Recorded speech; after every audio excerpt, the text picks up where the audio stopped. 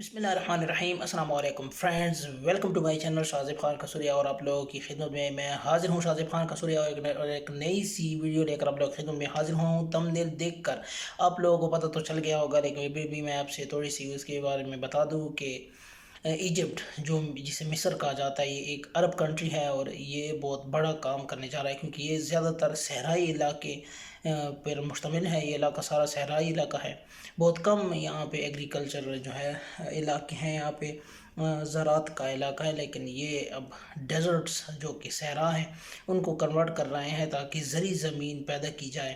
ان کو خود آرٹیفیشل زمینیں بنائیں گے، کس طرح بنائیں گے اور یہ کس پروجیکٹس پہ کام کر رہے ہیں، تو یہ دیکھنے کے قابل ہے، تو چل کے مل کر دیکھتے ہیں۔ لیکن جانے سے آپ لوگوں سے وہی گزارش کروں گا کہ میرے اس چینل شاذب خان کسوریا کو ضرور سبسکرائب کریں۔ تو چلتے ہیں ویڈیو کی طرف، ویڈیو دیکھتے ہیں، اس کے بعد پھر تھوڑی سی گپ شپ لگاتے ہیں۔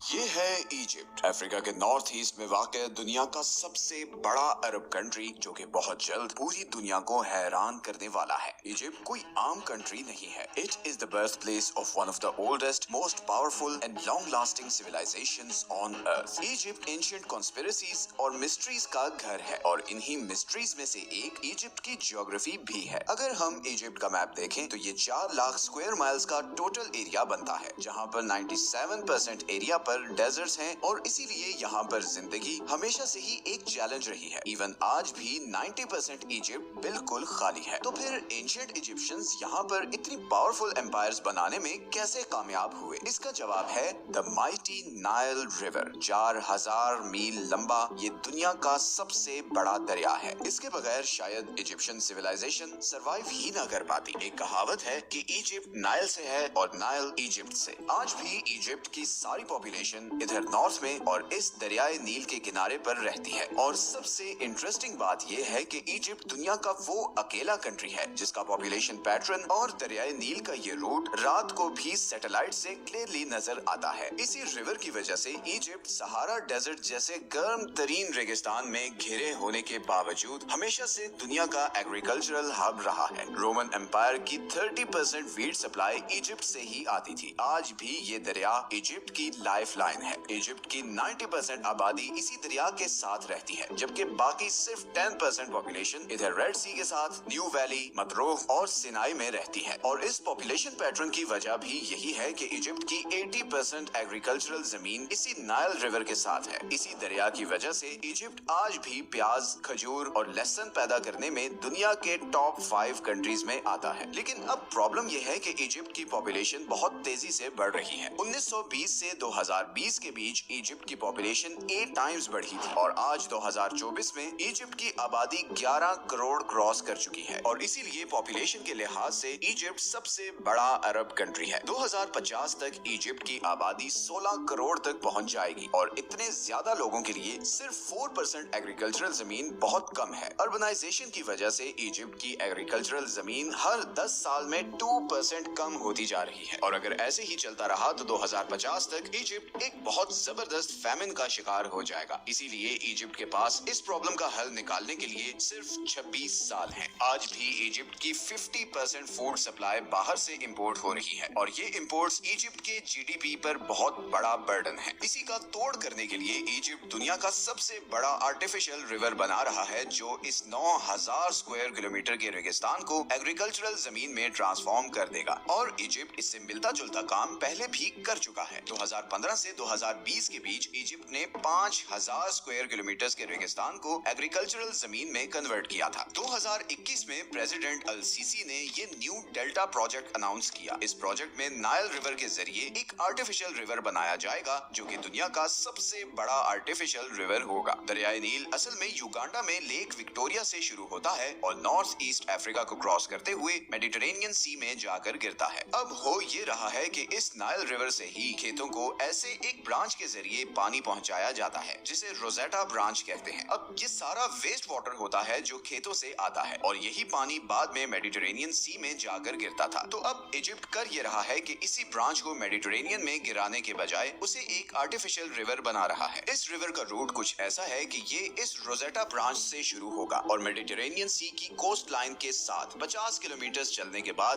ادھر نائل ڈیلٹا کے ایج پر آ کر رکے گا۔ یہاں پر 10 3-3 میٹر के पाइप से इस दरिया का पानी 64 किलोमीटर दूर रेगिस्तान के बीच इस अल हुमाम वाटर ट्रीटमेंट प्लांट तक पहुंचाया जाएगा और यहाँ पर 7.5 मिलियन क्यूबिक मीटर्स पानी को साफ किया जाएगा ताकि उसे फिर यहाँ पर खेती बाड़ी के लिए यूज किया जा सके। इसी तरह इस प्लांट से 125 किलोमीटर दूर इधर ईस्टर्न साइड पर नाइल रिवर से डायरेक्ट पाइप्स के जरिए पानी पहुंचाया जाएगा और इस तरह इन दो वाटर सप्लाईज की मदद से इस 9000 स्क्वायर किलोमीटर के एरिया को लश ग्रीन बना दिया जाएगा। इस तरह इजिप्ट की एग्रीकल्चरल लैंड 23% तक बढ़ जाएगी और यहाँ पर बहुत से क्रॉप्स उगाए जा सकेंगे और फिर कोस्ट लाइन से करीब होने की वजह से इन सब फूड सप्लाईज को बाहर भी इजीली एक्सपोर्ट किया जा सकेगा। इस प्रोजेक्ट से लाखों लोगों के लिए खाने का इंतजाम किया जा सकेगा, 50 लाख लोगों के लिए जॉब्स क्रिएट होंगी और इजिप्ट की फूड इंपोर्ट पर से डिपेंडेंस बिल्कुल खत्म हो जाएगी। इस प्रोजेक्ट पर तेजी से काम हो रहा है। 2023 में कंस्ट्रक्शन साइट के सैटेलाइट इमेजेस रिलीज हुए जिनमें देखा जा सकता है कि कैसे ये प्रोजेक्ट 40% तक कंप्लीट हो चुका है। जून 2023 में यहाँ पर पहली दफा फ्रेश वाटर भी छोड़ा गया। इसी तरह सैटेलाइट इमेजेस में ये भी देखा जा सकता है कि इस ट्रीटमेंट प्लांट के वेस्ट में ये सर्कुलर फील्ड्स भी बनाई गई हैं जहाँ पर फुल स्पीड में इरिगेशन जारी है। ऑल इन ऑल अगर इसी स्पीड से काम चलता रहा तो अगले 2 सालों में ये प्रोजेक्ट कंप्लीट होकर इजिप्ट की तकदीर बदल देगा। लेकिन दूसरी ही तरफ इजिप्ट कुछ ऐसे सरप्राइजिंग डिसीजंस भी ले रहा है जिनकी उसे बहुत भारी कीमत उठानी पड़ सकती है। जैसे कि 2015 में इजिप्शियन गवर्नमेंट ने अनाउंस किया कि वो इजिप्ट का कैपिटल कायरो से चेंज करके 50 किलोमीटर दूर इस सहरा में एक नया शहर बनाएंगे जिस पर 2016 से कंस्ट्रक्शन जारी है। मगर इस इन्वेस्टमेंट की वजह से इजिप्ट 58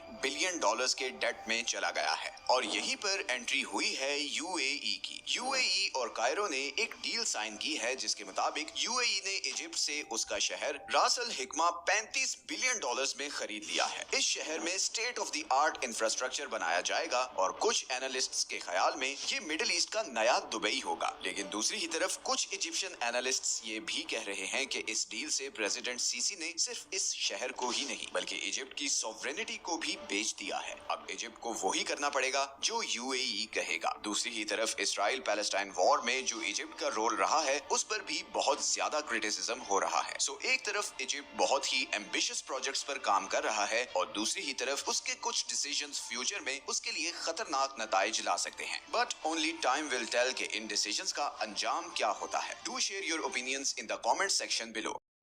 हाँ तो दोस्तों, उम्मीद है आप लोगों को ये वीडियो बहुत पसंद आई होगी। मिस्र भी एक दिन बहुत तरक्की याफ्ता मुल्क बन जाएगा और बन भी रहा है। बस पीछे हैं तो हम पाकिस्तानी कौम, पाकिस्तानी अवाम, हम सब पाकिस्तानी। अल्लाह हमारे हाल पर रहम फरमाए। आमीन आमीन आमीन। मुझे उम्मीद है आप लोगों को वीडियो पसंद आई होगी। मेरे इस चैनल शाजिब खान कसुरिया को ज़रूर सब्सक्राइब करें और मेरे इस वीडियो को लाइक शेयर कमेंट करना भी न भूलेगा। इंशाल्लाह कल किसी और अच्छे से टॉपिक या अच्छी सी वीडियो लेकर फिर आप लोगों की खिदमत में हाजिर होगा। तब तक के लिए मुझे इजाज़त दे। वस्सलाम।